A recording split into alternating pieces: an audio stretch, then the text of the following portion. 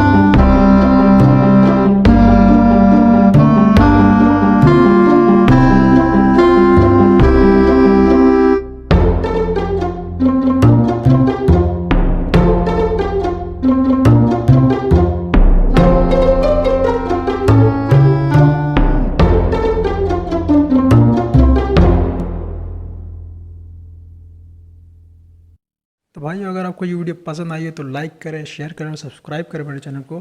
Notification bell को भी दबा दीजिए ताकि आपको पता चल जाए कि भाई नई वीडियो आ गई है। और कमेंट करके ये बताइए कि आप मुझे इन फ्यूचर क्या देखना चाहते हैं बनाते हुए। तब तक के लिए बाय और मिलते हैं अगली वीडियो में।